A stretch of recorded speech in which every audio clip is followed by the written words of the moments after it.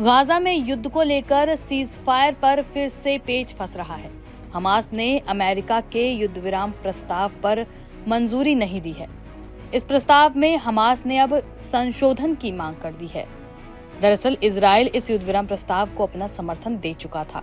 वार्ता के दौरान संवेदनशीलता के कारण नाम न बताने की शर्त पर हमास के एक अधिकारी ने समाचार एजेंसी एपी को बताया है कि प्रस्तावित संशोधन अमेरिकी गारंटी, बंधकों की रिहाई का समय, मानवीय सहायता की आपूर्ति और इजरायली सेना की वापसी पर केंद्रित है।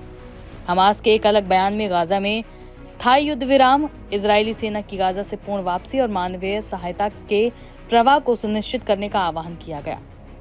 वहीं विटकॉफ ने हमास से यह आग्रह किया है कि इस रूपरेखा को वार्ता के लिए प्रारंभिक बिंदु के तौर पर स्वीकार कर लें, जो अगले सप्ताह से शुरू हो सकती है। इजरायली अधिकारियों ने गाजा में युद्ध विराम के लिए अमेरिका के इस प्रस्ताव को पहले ही मंजूरी दे दी थी, जिसके आधार पर अमेरिका के राष्ट्रपति डोनाल्ड ट्रंप ने दावा किया था कि लगभग 20 महीने के संघर्ष के बाद इजराइल और हमास युद्ध खत्म करने के लिए एक समझौते के करीब हैं। गाजा में हताशा और सहायता का संकट।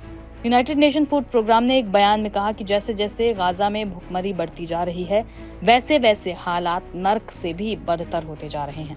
इस अंतर्राष्ट्रीय संस्था ने बताया कि गाजा में फिलिस्तीनियों ने संयुक्त राष्ट्र के 77 सहायता ट्रकों को रोककर खाली कर दिया, जिसमें ज्यादातर आटा था। खान यूनिस के एक चश्मदीद ने बताया कि हजारों नागरिक एक अस्थायी बैरिकेडिंग पर सहायता सामग्री उतार रहे हैं। WAFP ने गंभीर अकाल की आशंका की भी चेतावनी दी है और कहा है कि उसके पास 1,40,000 मैट्रिक टन से ज्यादा खाद्यान्न है, जो गाजा को 2 महीने तक खिलाने के लिए पर्याप्त है तथा ये खाद्यान्न क्षेत्र में पहुंचाने के लिए तैयार है, लेकिन असुरक्षा और प्रतिबंधों के कारण इसकी सुरक्षित डिलीवरी नहीं हो पा रही। गाजा पट्टी में 3 महीने से जारी इजरायली नाकेबंदी ने 20 लाख से ज्यादा लोगों को भुखमरी की कगार पर पहुंचा दिया है। हालांकि इजराइल ने हाल ही में कुछ सहायता ट्रकों को गाजा में जाने की अनुमति दी है, लेकिन सहायता संगठनों का कहना है कि ये अपर्याप्त है। इजराइल के समन्वय निकाय COGAT के मुताबिक पिछले हफ्ते 589 ट्रक गाजा में जाने दिए गए, जबकि पिछले युद्ध विराम के दौरान प्रतिदिन 600 ट्रक आते थे।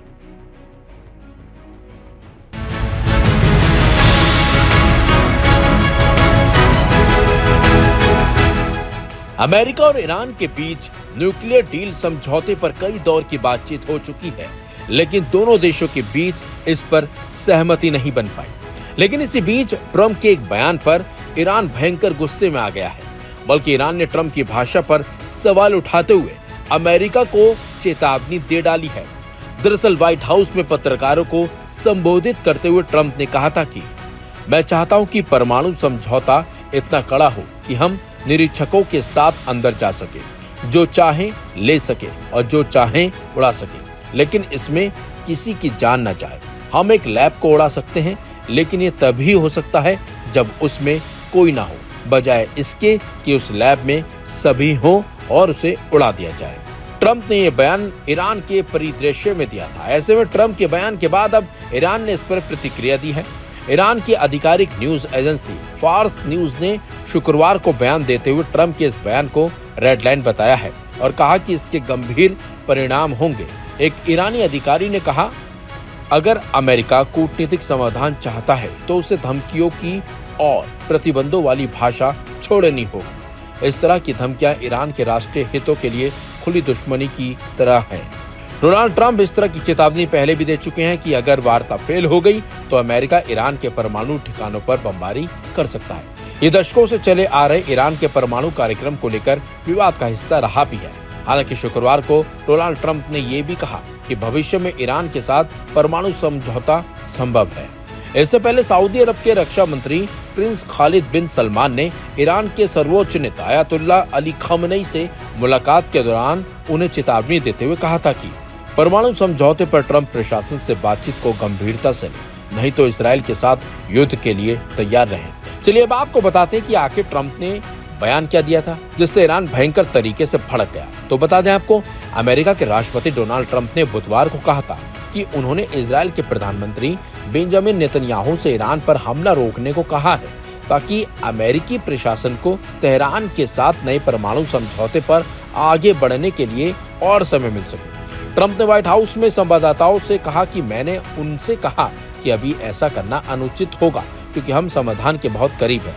बुधवार को ट्रंप की टिप्पणी ऐसे समय में आई थी जब संयुक्त राष्ट्र की परमाणु निगरानी संस्था के प्रमुख ने कहा कि ईरान के तेजी से बढ़ते परमाणु कार्यक्रम को लेकर ईरान और अमेरिका के बीच बातचीत पर अभी कोई फैसला नहीं हुआ है। लेकिन अब ट्रंप के बयान के बाद ईरान जिस तरीके से बयान देता नजर आया, उससे तो साफ है कि ईरान ट्रंप की हाँ में हाँ मिलाने के लिए बिल्कुल भी तरह से तैयार नहीं है।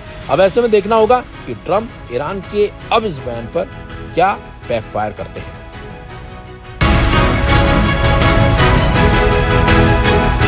ईरान और अमेरिका के बीच परमाणु मसले पर बातचीत चल रही है। अब तक 5 चरणों की बातचीत हो चुकी है, लेकिन अब तक किसी निर्णायक मोड़ पर यह वार्ता नहीं पहुंची है। ऊपर से ऑस्ट्रिया के अधिकारियों द्वारा हाल ही में जारी की गई खुफिया रिपोर्ट ने तहलका मचा दिया, जिसमें कहा गया है कि ईरान अमेरिका के साथ परमाणु मसले पर बातचीत के दौरान भी अपना परमाणु कार्यक्रम जारी रखे हुए है और न्यूक्लियर इनरिचमेंट लगातार कर रहा है। लेकिन इसी बीच सऊदी अरब ने ईरान को नई चेतावनी जारी कर दी है, जिसमें उन्होंने अमेरिका के साथ समझौता करने को कहा है। जी हाँ, सऊदी अरब के रक्षा मंत्री प्रिंस खालिद बिन सलमान ने ईरान के अधिकारियों को एक संदेश में कहा कि राष्ट्रपति डोनाल्ड ट्रंप के परमाणु समझौते पर बातचीत करने के प्रस्ताव को गंभीरता से लें, क्योंकि ये इसराइल के साथ युद्ध के जोखिम से बचने का एक तरीका प्रस्तुत करता है। तेहरान में बैठक के दौरान प्रिंस खालिद ने वरिष्ठ ईरानी अधिकारियों से कहा कि ट्रंप की टीम जल्दी से जल्दी एक समझौते पर पहुंचना चाहती है और अगर बात नहीं बनती है तो डिप्लोमेटिक रास्ता बंद हो जाएगा। उन्होंने तर्क दिया कि क्षेत्र पहले से ही गजा और लेबनान के हाल के संघर्षों से प्रभावित हुआ है और अगर तनाव बढ़ा तो हालात और ज्यादा खराब हो जाएंगे। उन्होंने कहा कि ये इलाका फिलहाल तनाव में और वृद्धि को बर्दाश्त नहीं कर सकता। दरअसल ईरान और सऊदी अरब के बीच रिश्ते अच्छे नहीं हैं। सऊदी अरब पहले भी कह चुका है कि अगर ईरान परमाणु बम बना लेता है तो उनके पास कोई दूसरा विकल्प नहीं रह जाएगा।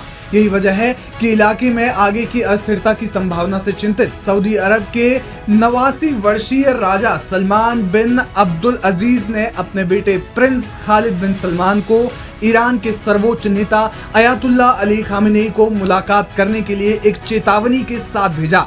मीडिया रिपोर्ट्स के मुताबिक 17 अप्रैल को हुई ये बैठक तेहरान में राष्ट्रपति भवन में बंद कमरे में हुई और इसमें ईरानी राष्ट्रपति मसूद पेज़ेश्कियान, सशस्त्र बलों के chief of staff Mohammad Bagheri और विदेश मंत्री अब्बास अरागची मौजूद थे।